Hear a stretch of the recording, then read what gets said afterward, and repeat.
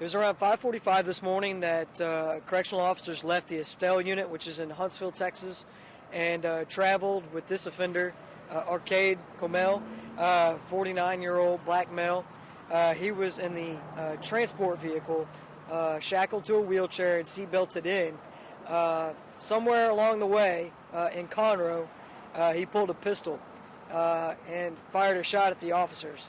At that time, he was able to commandeer the vehicle and then had the officers drive south on I-45.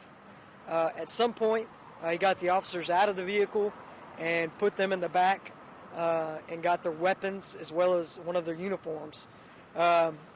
He then traveled to this area right here and dropped the van off and then fled on foot. A short time later, the officers were able to kick out the window and were able to yell for help, and that's when law enforcement, Baytown PD, were able to get them out of the vehicle. At what point do you think, how long were they in the van before they got help, do you know? It was a short amount of time. We feel like he left the vehicle, the offender, around 9:20. They were able to summons help probably 10 minutes later, and that's when law enforcement was notified. And they were here shortly before 10 o'clock. Now, he was in a wheelchair. He was in a wheelchair. This offender had been in a wheelchair for better than a decade. He supposedly had paralysis on the left-hand side.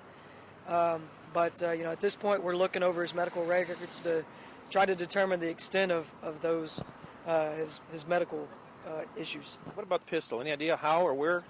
At this time, we just don't know. He was able to get a firearm onto that vehicle. Certainly, that is a concern for us and something that we'll be looking into to figure out how exactly that happened.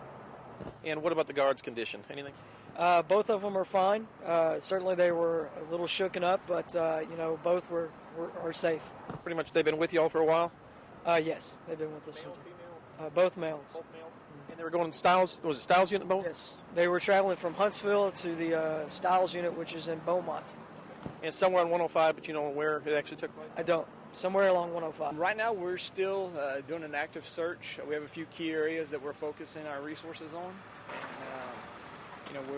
We'll continue to assist the Texas Rangers and TDC in any way that we can as it pertains to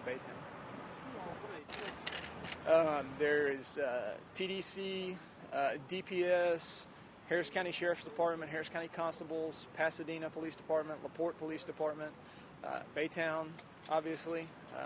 I know I'm probably leaving someone out, but we've been, very lucky to have so much support from surrounding agencies. Tell me a little bit about this hospital. I mean, it's an old hospital. It's an actual hospital. Tell me a little bit about it. It's an actual hospital. It's been vacant for some time now. I couldn't give you an exact date, but it's been, they've been in the process of doing different things with it. As you can see right now, a lot of the area is boarded up by the now property owner as part of a city ordinance that was passed, basically requiring them to secure the building. So some of the boards have been removed, but like I said earlier, that could be from kids over here playing. We constantly are getting calls of people in the area tampering with the building.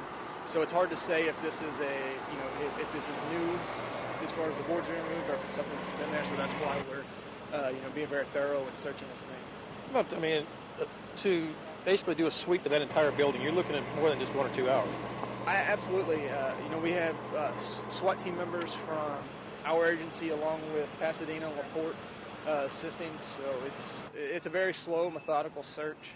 But these guys are well trained, well equipped. So he should be considered very dangerous. Obviously, to pull off a stunt like this, and he's armed with multiple weapons that he obtained from inside the TDC van.